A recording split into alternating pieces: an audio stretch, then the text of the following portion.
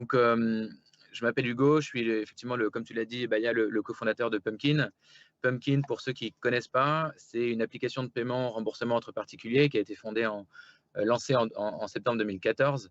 En 2020, donc voilà, comme tu l'as dit aussi, enfin, aujourd'hui, on a dépassé le million d'utilisateurs en janvier 2020.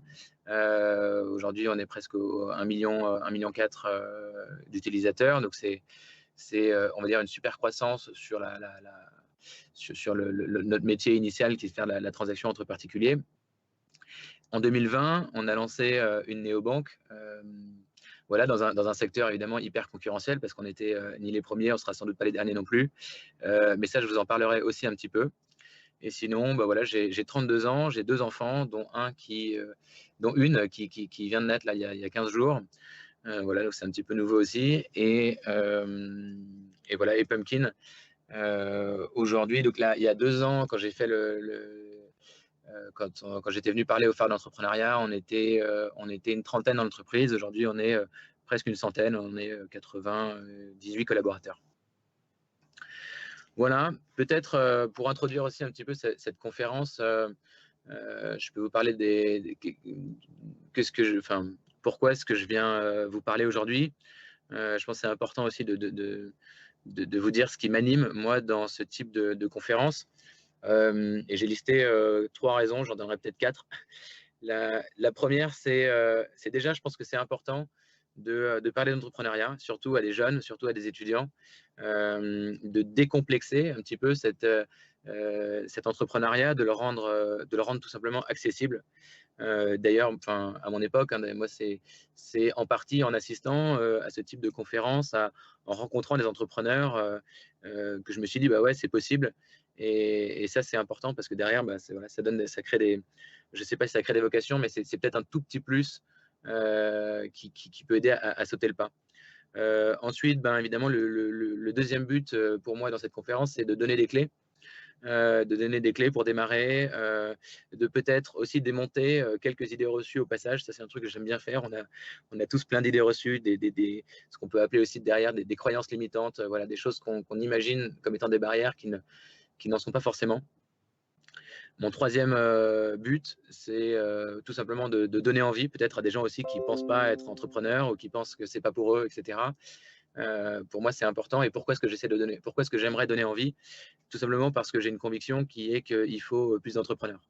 En France, sans doute partout ailleurs, on est dans un contexte économique où on a besoin de créer des entreprises, on a besoin de créer de l'emploi.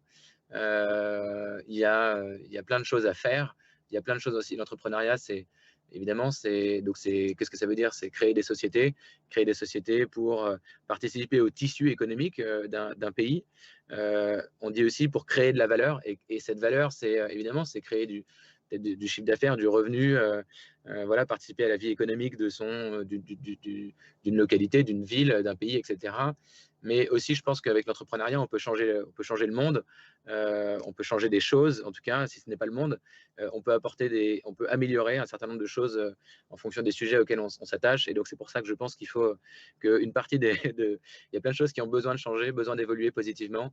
Et c'est pour ça que je pense qu'il faut aussi beaucoup d'entrepreneurs. Voilà. Et peut-être, bah, là, mon quatrième but, c'est que, comme je l'ai dit en introduction, on a lancé une offre de néobanque et j'aimerais aussi peut-être vous en parler. Je pense qu'il y a des choses qui peuvent, voilà, qui sont, je ne sais pas combien d'entre vous sont marseillais ou actuellement à Marseille. On est en train de faire des choses hyper cool à Marseille aussi. Et ça, je vous en toucherai un petit mot à la fin de cette conférence. Voilà, je ne sais pas, Baya, je suis complètement en blind, donc je te vois toi. Je ne sais pas si… Bah oui, tu peux continuer à discuter, il n'y a pas de problème à développer ton sujet sans aucun souci.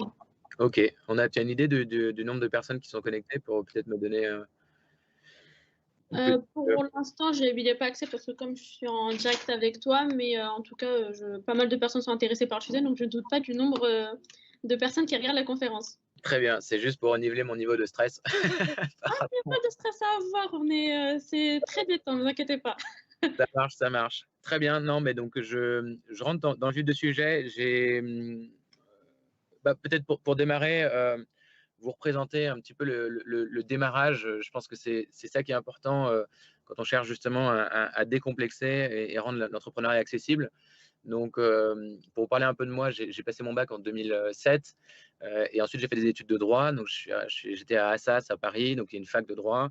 À Assas, donc à part faire du droit, j'ai fait aussi de l'associatif. Donc, je ne sais pas si, enfin, combien d'entre vous sont en école de commerce, en fac ou dans d'autres filières. En tout cas, je pense que l'associatif aujourd'hui, c'est quelque chose qui est hyper développé. En tout cas, je sais qu'à Kedge, c'est le cas. La preuve en est, voilà, le phare d'entrepreneuriat, je pense, c'est organisé par des étudiants. Et donc, moi, alors moi, c'était la voile. Donc, voilà, on faisait, pour moi, l'associatif, c'était de faire de la voile.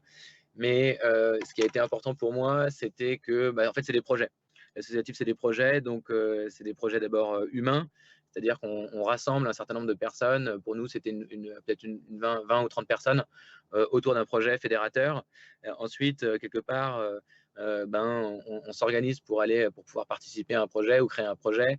Ça veut dire aller chercher du financement, ça veut dire construire le projet. Ça peut être, voilà, ça peut être, enfin, il y a plein de choses qui peuvent être différentes dans quel peut être le projet, mais la structure est souvent la même. Ce que j'ai moi adoré dans dans l'associatif, c'est finalement c'est cette énergie collective qu'on met autour d'un projet.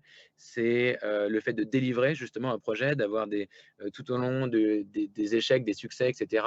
Au final, moi, ça m'a procuré une adrénaline. Il y a un truc qui était central, c'était la liberté. Je pense que la liberté, parce qu'on on parle souvent de la liberté d'entreprendre, il y a une liberté aussi dans les projets qu'on monte en associatif. C'est-à-dire qu'en fait, on le fait pas, ça ne change pas la face du monde. C'est pareil. Et donc, quelque part, c'est ça la liberté, c'est de te dire, finalement, je le fais pour moi, je le fais parce que j'ai envie, je le fais parce que je pense que ça peut avoir de l'impact, je le fais parce que c'est fédérateur, je le fais parce qu'on va s'éclater.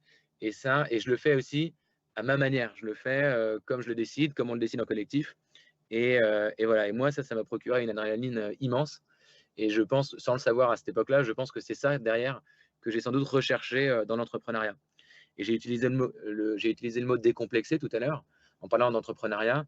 Je pense que entreprendre, à un moment donné, il y a un petit switch qui s'opère. Il faut oser un petit peu entreprendre. Et finalement, je pense que moi, l'associatif, donc j'en ai fait à Assas et puis j'en ai fait ensuite à l'EDEC, parce qu'après Assas, je suis rentré en école de commerce, donc à l'EDEC à Lille.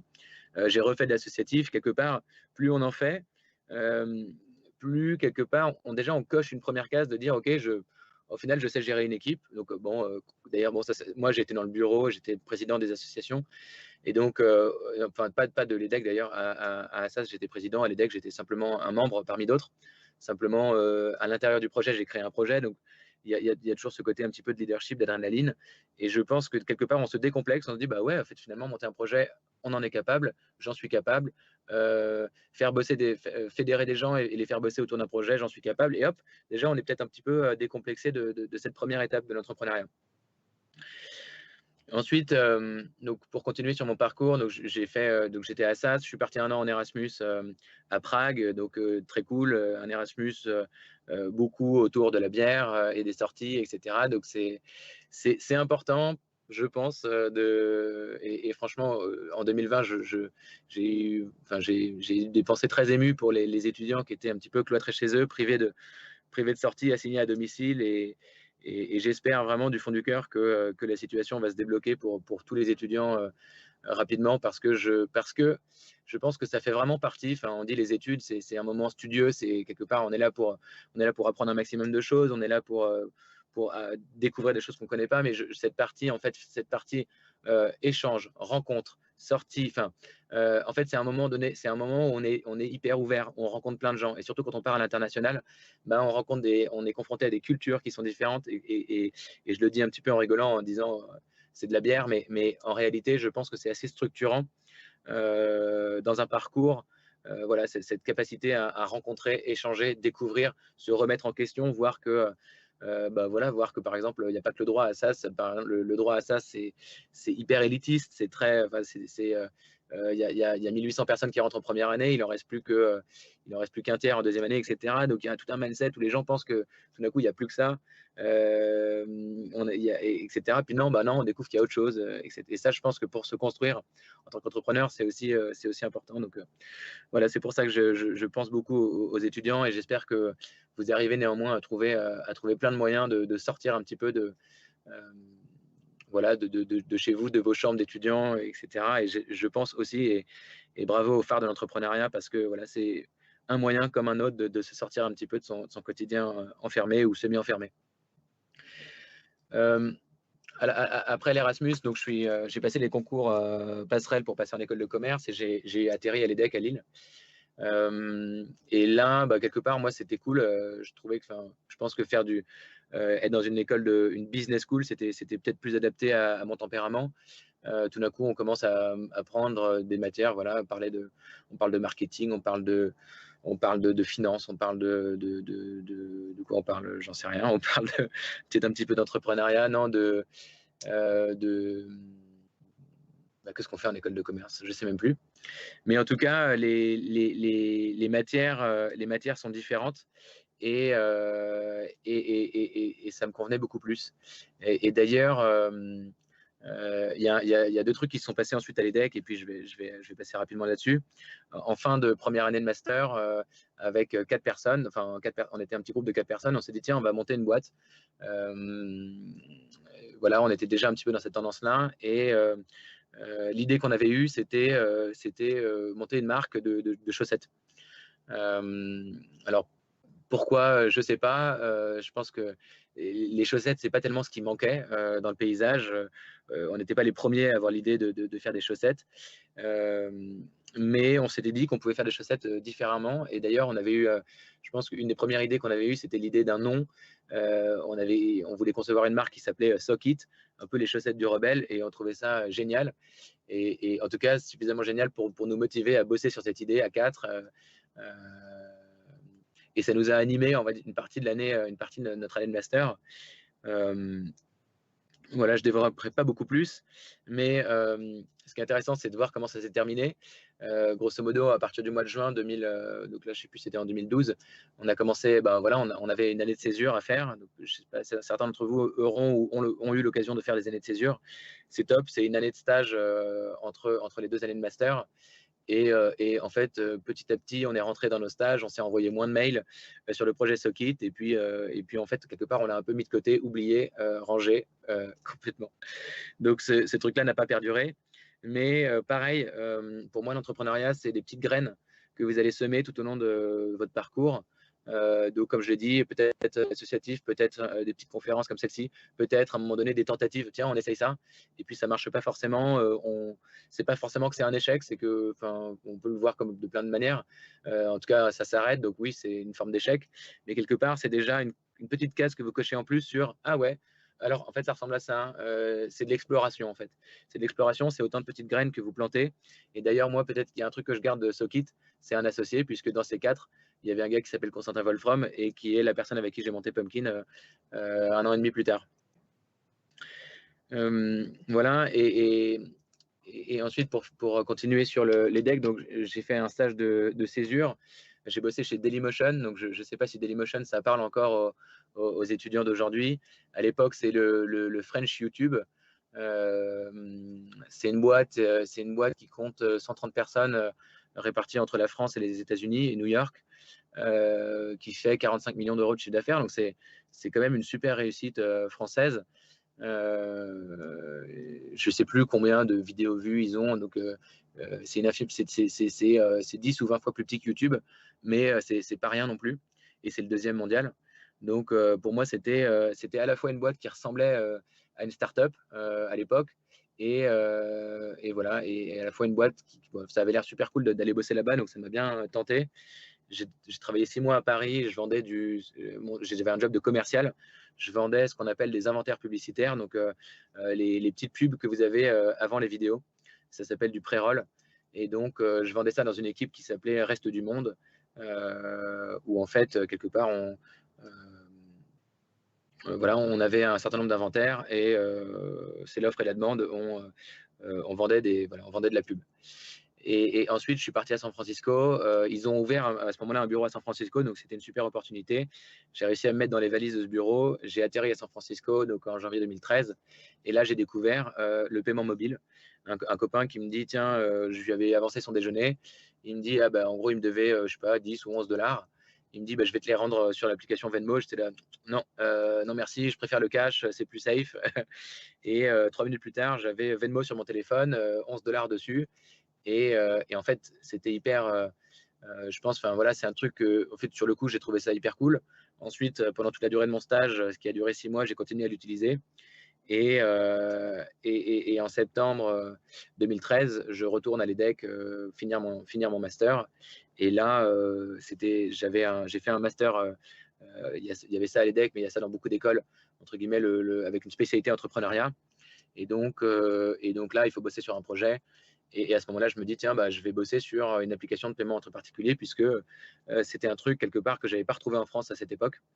Et donc, je me suis dit, bah, on va bosser là-dessus, et puis on verra ce que ça donne. Et il se trouve qu'à ce moment-là, bah, on n'était pas les seuls, a priori, à bosser là-dessus, puisque quand on a lancé, au final, on était une dizaine d'applications à se lancer à peu près en même temps sur l'idée de faire du paiement mobile entre particuliers, instantané, gratuit. Donc, dont sur la dizaine, il y en a plein qui ont disparu. Il y en a qui existent toujours. Je pense par exemple à Lydia, voilà, qui sont toujours là aujourd'hui, et nous aussi. Donc, c'est super cool. 7 ans plus tard, on n'aurait pas forcément imaginé ça au démarrage. Alors justement, ce démarrage, donc je vous l'ai dit, ça commence comme un projet étudiant. Donc là, c'est cool. On a quelque part le projet étudiant. Ce qui est cool, c'est que en fait, à ce moment-là, on a encore un appartement, on est encore à peu près financé par nos parents qui nous donnent de quoi bouffer. Voilà, qu'on ait un emprunt, d'ailleurs, un emprunt pour payer la partie études ou pas. Moi, c'était mon cas, mais à la limite, peu importe. En tout cas, c'est un moment qu'on peut mettre à profit pour essayer de démarrer des choses. En fait, quand on est étudiant, on peut faire plus ou moins de FIFA ou de sortie ou de je ne sais quoi, ou consacrer ce temps à essayer de monter des projets. En tout cas, nous, c'est comme ça qu'on a essayé d'utiliser notre temps, c'est de se dire, bon, bah oui, il y a les cours. Les cours, ça prend quelques heures par semaine, mais après, il reste du temps. Si vous bossez, si vous avez 20 ou 30 heures de cours par semaine, ça veut dire que vous pouvez largement consacrer 20 ou 30 heures à bosser sur un projet. Et c'est ce qu'on a fait. Et en plus, l'idée, c'était que la seule chose qu'on avait en tête, c'était de se dire, nos études vont se terminer je sais pas, le 30 avril ou par là. Il faut qu'on ait avancé suffisamment sur le projet pour que pour qu'on puisse se dire facilement le 30 avril, bah ouais, ça devient notre boulot. On va pas chercher un taf à côté. On est allé suffisamment loin dans la boîte pour se dire, tiens, bah, c'est ça qu'on va faire. Et donc, quelque part, c'est ça qu'on a fait. On a rencontré, il y avait Constantin et moi, on a rencontré une troisième personne qui s'appelle Victor. On l'a rencontré à un Startup Weekend c'était un développeur, un gars qui finissait lui Super Faux Lille. Donc voilà, il avait bossé chez Addictiz, il avait développé un jeu qui s'appelle Paf le chien. Je ne sais pas si ça va vous parler, c'était un jeu populaire mobile il y a quelques années. Et en fait, on l'a rencontré, puis il a rejoint notre petite équipe. Donc on était trois à démarrer ce projet, Constantin et moi qui venions de l'EDEC et donc de Business School, et Victor qui était informaticien, développeur. Et à ce moment-là, quelque part, voilà, on commence à développer, on va dire, l'application. On a eu tout un travail de recherche assez long parce que en fait, finalement, c'était pas facile. On savait pas comment faire du paiement entre particuliers. Est-ce qu'il fallait passer par une banque? Est-ce qu'on avait le droit de le faire? Voilà, est-ce que c'était pas interdit, je veux dire, par la réglementation, etc. Quelles sont les barrières à l'entrée pour faire du paiement mobile? En fait, il y en a plein, évidemment. C'est un métier réglementé. Et donc, il y a eu d'abord toute cette phase d'approche où on a essayé de comprendre l'écosystème, comment ça marche. OK, c'est un métier réglementé, mais est-ce qu'on peut, nous, être réglementé, etc. Et puis ensuite, on a trouvé la solution. La solution, notamment, c'était de bosser avec un acteur qui s'appelle MangoPay et eux qui bénéficiaient d'un agrément. Et donc, voilà, s'interfacer avec eux pour proposer le paiement mobile. Notre première transaction, c'était en juin 2014. Ensuite, on a eu toute une phase de ce qu'on appelle de bêta-test, où là, c'était bêta-test, c'est un peu Friends and Family. On avait proposé l'application à 50 personnes qui pouvaient eux-mêmes la proposer à 3-4 personnes.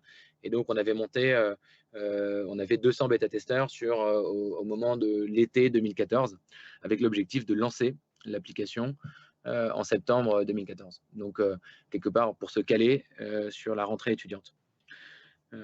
Et donc, à ce moment-là, nous, on n'est plus étudiants. On n'est plus étudiant, on est confronté à la vraie vie.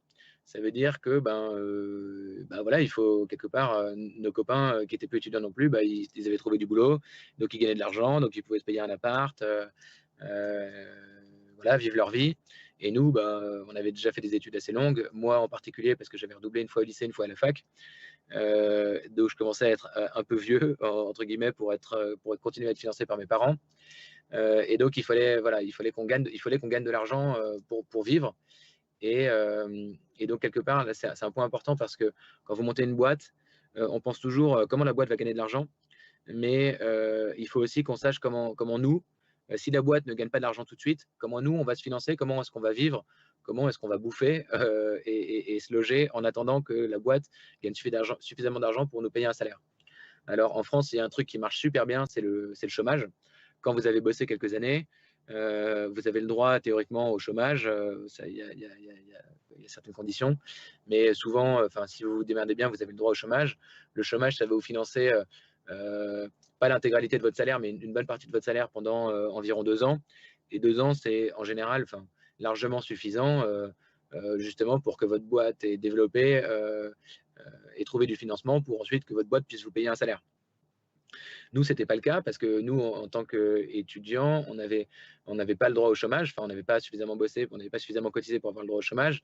On était trop jeunes pour toucher le RSA. Le RSA, en France, c'est 500 ou 550 euros par mois. Mais à la limite, ça aurait déjà été ça, mais ça, on n'y avait pas le droit. En revanche, on a touché une aide. Une espèce de bourse qui était, ça c'était une aide régionale, donc de la région à l'époque Nord-Pas-de-Calais, qui s'appelle Hauts-de-France maintenant. Et grosso modo, on a touché ça en juillet 2014 et ça nous a financé les 9 premiers mois. Donc, on a gagné, quelque part, on avait un revenu de 1 250 euros par mois pendant les 9 premiers mois.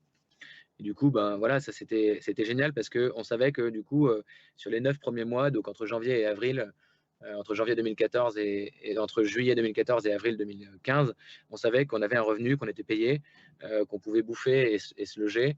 Et quelque part, voilà, du coup, on savait qu'on pouvait entreprendre. Restait à savoir comment est-ce qu'on allait financer Pumpkin. Et là, c'est pareil, on a mis un peu de notre poche. On a mis 5 000 euros chacun dans la boîte, voilà, qu'on a emprunté à nos parents ou à notre réseau, on va dire, direct. Et puis ensuite, on a trouvé du financement, on a eu un prêt d'honneur via un incubateur qui s'appelle Eura Technologies. On a emprunté via la Chambre de commerce de Lille 50 000 euros, c'est ce qu'on appelle un prêt d'honneur. Donc c'est un prêt qu'on doit rembourser, mais c'est un prêt en quelque sorte à taux zéro qu'on peut uniquement réinvestir en fonds propres dans la boîte. Ça veut dire qu'en fait, c'est Hugo, Constantin et Victor qui empruntent en leur nom, qui réinjectent les 17 000 euros chacun qu'on avait emprunté au capital de la boîte. Et ensuite, c'est Hugo qui rembourse, mais Pumpkin qui redonne, Hugo qui rembourse sa mensualité, mais Pumpkin qui rembourse la mensualité à Hugo. Voilà comment ça marche. Donc, quelque part, le risque, il est quand même du côté de l'entrepreneur. Si Pumpkin, tout d'un coup, ne peut plus me rembourser l'emprunt, c'est moi qui dois quand même rembourser. Mais au final, ça fait quand même une mise de départ parce qu'il y avait 16 000 euros de l'incubateur, 50 000 euros qu'on a emprunté à 3, plus les 15 000 euros qu'on avait mis. Donc, ça nous fait une mise de départ de 80 000 euros pour démarrer. Et là, la mentalité qu'on a un petit peu, c'est marche ou crève. Ça veut dire, on était dans un incubateur et on voyait pas mal d'entrepreneurs autour de nous, certains qui avaient franchement de la réussite et on était hyper impressionnés. D'autres, une autre catégorie d'entrepreneurs qui végétaient un petit peu. Donc c'est peut-être pas très sympa de dire ça, mais en tout cas, voilà, c'est des gens qui étaient là depuis plusieurs mois, parfois plus d'1 an, qui avaient essayé un projet, puis un autre, et qui étaient toujours là. Et en fait, moi, j'avais pas envie de végéter. En fait, quelque part, je préférais me planter et je préférais me planter vite plutôt que d'être là à me demander si est-ce que je prenais la bonne décision, est-ce que c'était bien ça qu'il fallait faire, est-ce qu'on ne se trompait pas, etc. Et en fait, dans l'entrepreneuriat, il y a un truc qui est hyper important, c'est la rapidité d'exécution. C'est-à-dire, d'ailleurs, je l'ai dit, on n'avait pas forcément conscience au tout début, mais très vite, on a commencé à voir autour de nous plein d'autres pumpkins qui se lançaient. Donc, ils ne s'appelaient pas Pumpkin, ils s'appelaient Lydia, ils s'appelaient Payfriends, ils s'appelaient Money quelque chose, Monexion, il s'appelait Keep, j'en sais rien, il y en avait, comme je vous dis, une dizaine. Et là, c'est plein de petites startups qui se lancent autour de vous, qui veulent faire exactement la même chose, qui ont sans doute la même ambition. Il y avait d'ailleurs, c'était des gens, ils étaient dans le sud, il y avait une boîte qui s'appelait Flouze aussi. Enfin, donc, tout d'un coup, c'est une course en fait. En fait, on se rend compte qu'on est sur une ligne de départ et que c'est une course et c'est une course à la rapidité. Et donc, quelque part, je dis ça parce que tout d'un coup, on a 80 000 euros sur un compte bancaire. Soit on les regarde et on se dit, alors, il faut vraiment pas se tromper sur comment on les dépense. Soit on dit, OK, on les claque. On les claque quelque part, bah, ça veut dire qu'on essaye des choses. Je sais pas, par exemple, on avait Victor, il pouvait développer une application iOS. Développer une application Android, ça coûtait 15 000 euros supplémentaires. Bon, les 15 000 euros, on les a, on le fait. On n'attend pas. On n'attend pas de savoir si c'est une bonne décision, si c'est ça qu'il faut faire. On n'attend pas de savoir est-ce qu'on aura d'abord de l'usage sur iOS pour confirmer qu'il faut faire une application Android, etc.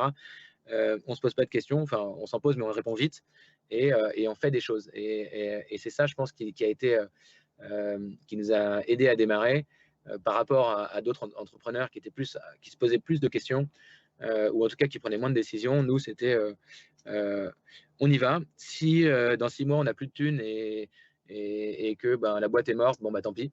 On aura essayé, mais on aura essayé d'aller vite et à fond. Et donc, on n'aura pas de regrets. Et je pense que ça, c'est une mentalité qui nous a beaucoup aidés. Il y a un truc, quand on démarre une boîte, souvent on fait ce qu'on appelle un business plan. Un business plan, qu'est-ce que c'est? C'est quelque part, c'est des chiffres sur un tableau Excel.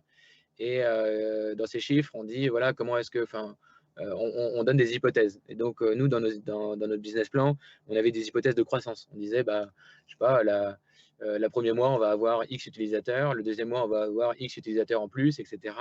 Et je pense qu'on a mis ces chiffres un peu au hasard. Enfin, franchement, je ne sais plus exactement d'où on sortait les chiffres qu'on a mis, mais à la limite, peu importe, parce que finalement, quelque part, ces chiffres, en fait, on est passé d'un business plan à des objectifs. Ça nous a donné une espèce de tendance où on s'est dit, OK, c'est ça qu'il faut aller chercher. Et ça, ça a été hyper important pour nous d'avoir des objectifs dès le début de la boîte. Je pense que d'ailleurs, l'objectif qu'on s'était donné, c'était 20 000 utilisateurs la première année. Et donc 20 000 utilisateurs la première année, c'était sans doute, après c'est pas, du coup on coupe pas en 12, on essaie d'avoir un truc qui monte en puissance, en croissance. Et donc c'était 1000 le premier mois, et donc en fait tu lances ton appli, tu as 200 personnes de la bêta test et tu dis mais comment je vais aller chercher 1000 personnes.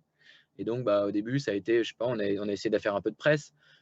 Et puis très vite on s'est tourné vers le campus duquel, on sortait de l'EDEC, on s'est dit on va aller chercher il y a des étudiants à l'EDEC, il y en a largement 1000, on va essayer d'aller convaincre ces gars-là. Et donc en fait, et puis le deuxième mois, ça y est, tu as déjà un peu parlé aux gens de l'EDEC, certains ont pris l'application et tout, donc c'est cool. Et puis le mois suivant, tu as un objectif qui est, tu dois aller chercher 2000 personnes.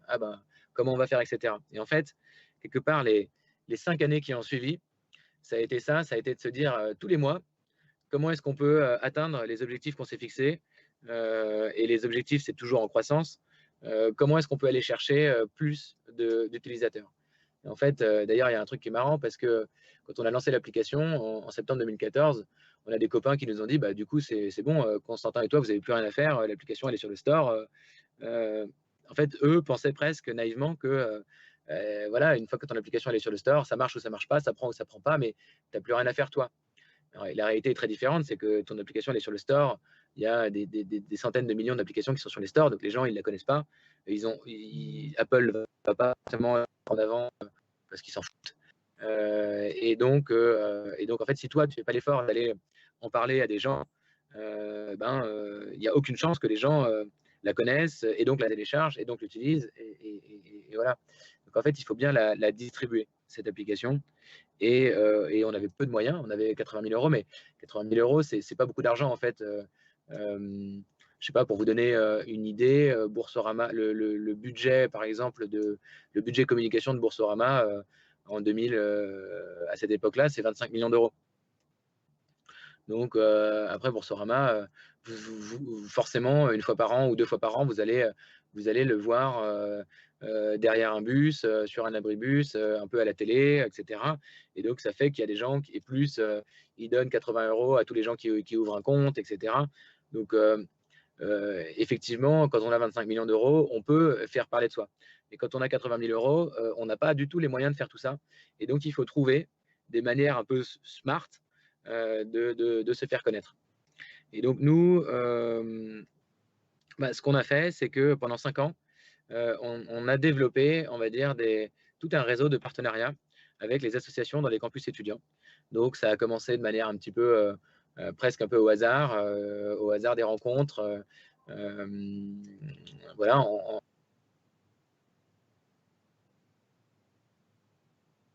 Voilà, les associations d'étudiants, eux, ben, ils sont composés d'étudiants, puis ils ont accès à des étudiants parce qu'ils organisent des événements, etc. Et donc,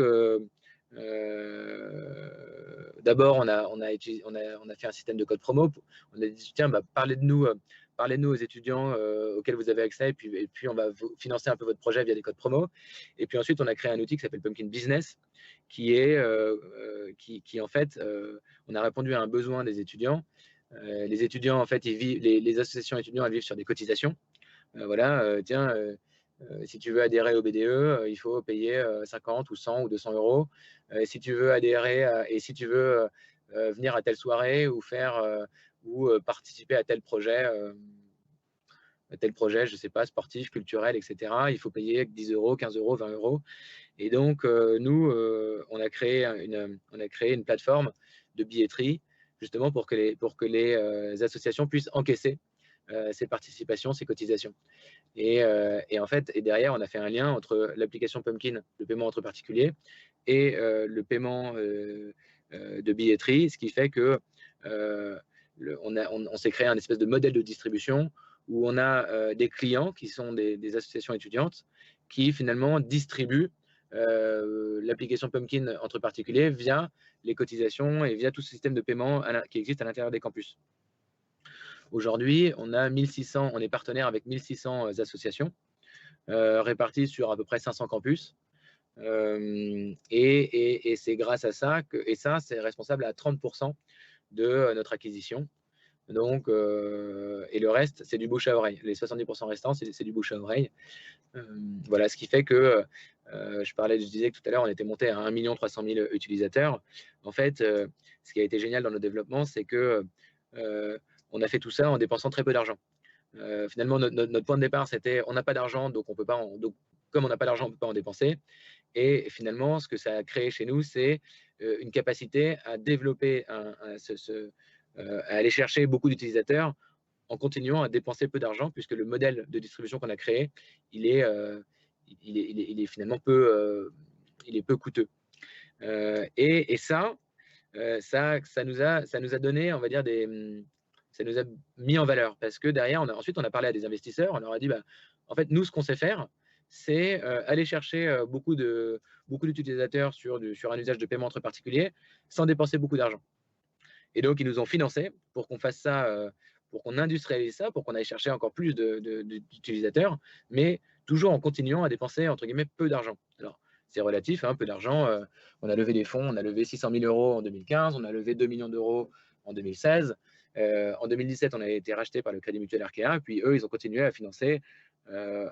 Donc, qu'est-ce qu'ils financent? Ils financent des salaires, ils financent quand même, mine de rien, cette acquisition, ce développement, etc. Même si c'est peu d'argent, en valeur absolue, c'est entre guillemets beaucoup d'argent, mais c'est peu d'argent par rapport à ce que ça, quand on le rapporte au coût unitaire. Aujourd'hui, nous, un client peer-to-peer, ça nous coûte 2 euros d'aller chercher un peer-to-peer. Le coût d'acquisition d'une banque. Alors encore, je compare des choses qui ne sont pas comparables. Je compare un utilisateur peer-to-peer à un client bancaire, mais c'est juste mais ça va vous faire comprendre comment est-ce qu'on a raisonné. Euh,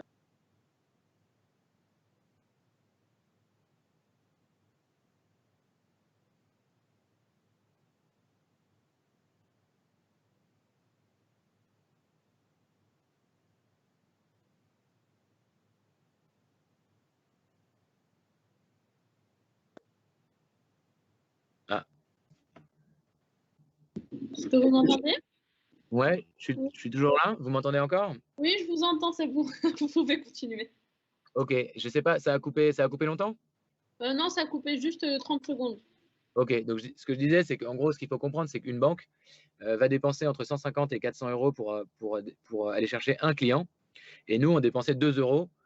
On dépense toujours 2 euros pour aller chercher un utilisateur peer-to-peer. Et en fait, à un moment donné, on s'est dit, mais tiens, il y a deux choses qui nous ont marqué. C'est un, est-ce qu'on peut finalement, à quoi ça sert ce paiement gratuit entre particuliers? Ça pourrait être un réseau de distribution. Et ensuite, le marché de la banque. Nous, on a été étudiants, on a eu des comptes en banque, on en a toujours. En fait, les banquiers, ils sont sympas au tout début avec les étudiants parce que, voilà, surtout, enfin, avec les étudiants, pas tous, hein, ils sont sympas avec les étudiants quand on est dans une école de commerce, qu'on est, entre guillemets, enfant de CSP+. À ce moment-là, on a une carte gratuite, au moins 2-3 ans. On peut avoir accès à de l'emprunt, etc. Mais en réalité, très vite, après, c'est ah ouais, mais si là, je suis dans la merde pendant un mois, j'ai dépensé un peu plus, ils vont prendre des commissions d'intervention. Donc, ça veut dire qu'ils vont prendre du découvert, des commissions d'intervention. C'est pas très transparent. En fait, une banque, voilà, ils font les yeux doux, mais voilà, très vite, quand ça va pas, ça peut coûter très cher. On a du mal à les joindre, ils sont pas transparents. Et là, l'expérience, elle est vraiment pas cool. Donc, quand tout va bien, c'est cool. Dès que ça va pas bien, tout d'un coup, ça peut être vite un calvaire. Et ça, les étudiants qui sont un petit peu dans des situations, alors soit de précarité ou soit qui sont voilà, qui roulent pas sur l'or, eux, ils savent de quoi je parle. Ça arrive vite de se mettre dans le rouge. Et à ce moment-là, c'est pas rigolo. Et donc, on s'est dit, mais il y a peut-être, en fait, on peut revoir cette expérience de banque. On peut faire une banque plus transparente, plus accessible. On peut faire une banque qui soit plus en temps réel aussi, c'est-à-dire que quand on dépense de l'argent, bah, on n'a pas besoin d'attendre 48 heures pour savoir, ah oui, j'ai dépensé quoi, où, comment, combien il me reste, etc. Voilà ce qu'on s'est dit. Et quelque part, le modèle qu'on a imaginé, c'est ben, on a une base d'utilisateurs peer-to-peer qui se développe et à eux, on peut leur proposer une banque d'un nouveau type, d'un nouveau genre, une néobanque euh, qui soit, ce que je viens de dire, du coup, plus transparente, plus en temps réel, etc. Et en fait, on s'est quand même donné une contrainte quand on a dit on va faire une néobanque, c'est on voulait avoir un modèle économique. Parce que c'est bien, parce que nous, ça faisait déjà quelques années qu'on faisait du paiement gratuit entre particuliers. Donc c'est cool, ça se développe, c'est bien, mais en quelque sorte, c'est pas viable de faire du gratuit, de faire du gratuit entre particuliers. La boîte ne gagne pas d'argent, donc la boîte, en fait, voilà, n'a pas pour coup, à ce moment-là, une raison d'être économique à long terme. Et donc, ce qui est très important pour nous à ce moment-là, c'est de dire, ben, nous, ce qu'on veut, l'ambition qu'on a avec cette boîte, c'est qu'elle existe encore dans 10, 20, 30 ans et bien au-delà. Et donc, il faut qu'elle ait une raison d'être économique, évidemment. Et on se dit, mais la banque, enfin, monter une banque, c'est une opportunité pour nous de pérenniser avec un modèle économique viable notre initiative Pumpkin. Et je pense, quelque part, à ce moment-là, on a à la fois une chance et peut-être quelque chose. Enfin, en tout cas, on n'est pas banquier. Et donc, comme on n'est pas banquier, on ne réfléchit pas comme des banquiers. Un banquier qui monte une banque, il va se dire, bah, très bien, je vais monter une banque et puis ensuite, je vais faire du crédit et de l'épargne. Et ce sera ça mon modèle économique. Et donc, ça fait des banques qui, quelque part, vont pousser des étudiants ou enfin, quelle que soit leur cible, à prendre un crédit à tout prix, même s'ils n'en ont pas besoin, et donc à s'endetter et ensuite les mettre potentiellement dans la merde, etc. Et nous, c'était pas notre vision. Franchement, alors le crédit, ça peut être intéressant. On peut avoir besoin d'un crédit si voilà, on a une panne avec sa voiture, on a besoin de 300 ou 500 euros, on les a pas, etc. Mais en tout cas, voilà, le pousser le crédit à tout prix, on trouve que c'est pas un modèle qui est très aligné, en tout cas, avec ce qu'on imagine que doit être un modèle économique qui rend service plutôt que qui est là juste pour générer de l'argent. Et à ce moment-là, et donc on réfléchit beaucoup, et surtout, ben, on a quelques montres. En fait, on parle des acteurs, notamment du retail. À ce moment-là, on parle avec Monoprix qui nous dit, mais Pumpkin, c'est les étudiants. Nous, chez nous, les étudiants, ils viennent, mais ils sont volatiles. Ça veut dire qu'ils viennent, mais ils viennent pas régulièrement. Ils viennent et ils repartent, ils viennent et ils vont ailleurs, et on a du mal à vraiment les capter. Et on leur dit, bah, écoutez, nous, on va avoir des clients bancaires, ce sera beaucoup des étudiants, et donc peut-être que au lieu de dépenser des millions d'euros à faire de la pub pour essayer de les faire venir, donnez-nous donnez-nous cet argent, et nous, on va redonner cet argent aux étudiants pour qu'ils viennent chez vous. Donc en fait, quelque part, on court-circuite. Une enseigne comme Monoprix, elle va, je sais plus n'importe quoi, elle va dépenser 1 million sur des Facebook Ads pour toucher des étudiants pour qu'ils viennent chez eux. Et nous, on leur dit, bah, ce million d'euros, donnez-le directement aux étudiants via nous, pour qu'ils viennent faire leurs courses chez eux. Au final, ensuite, on a mis un peu de temps à monter la néobanque. Et donc, on a perdu Monoprix, mais on a signé avec Franprix. Et au moment où on a lancé la néobanque en 2020, c'est exactement ce qu'on a fait, c'est-à-dire qu'on cherchait à la fois un modèle économique et une proposition de valeur forte, et on a fait les deux en un, entre guillemets. On a créé une solution de cashback sur le compte néobanque qu'on a lancé. Et donc, quelque part, et donc pour vous donner un exemple de comment ça fonctionne, on a mis à disposition de nos utilisateurs de nos utilisateurs peer-to-peer un compte courant bancaire. Donc c'est une carte Mastercard avec un IBAN. C'est vraiment un compte courant sur votre mobile, comme vous avez un compte courant ailleurs. Et la spécificité, c'est qu'on a un certain nombre de partenaires cashback. Exemple, Franprix. Alors Franprix, ça ne va pas vous parler à Marseille, mais à Marseille, on vient de signer 2 Carrefour, par exemple. Et quand vous allez faire vos courses, par exemple chez Carrefour avec votre carte Pumpkin, à partir de 30 € dépensés, Carrefour va vous rendre 3 €. Et donc, quelque part, là, on résout plusieurs problèmes. On résout un problème de modèle économique, c'est-à-dire que une entreprise doit avoir, comme je l'ai dit tout à l'heure, une raison d'être économique. Si une entreprise ne gagne pas d'argent, et ben, à la fin, elle va faire faillite, évidemment, elle va fermer. Et donc, nous, aujourd'hui, ce serait presque 100 personnes au chômage, hein, qui perdraient leur emploi. Et donc, c'est hyper important pour nous, à un moment donné, en tant qu'entreprise, de trouver ce modèle économique, de trouver un modèle économique qui soit fiable. Et en même temps, on se dit, mais quitte à trouver un modèle économique, est-ce qu'on peut trouver un modèle économique vertueux? Et donc là, il nous semble que ce modèle économique, il est vertueux parce qu'à la fois, on vient augmenter le pouvoir d'achat de nos clients. On a l'ambition, on a cette ambition à ce moment-là. On dit en 2020 que notre ambition, c'est faire gagner entre 200 et 300 € par an à nos clients.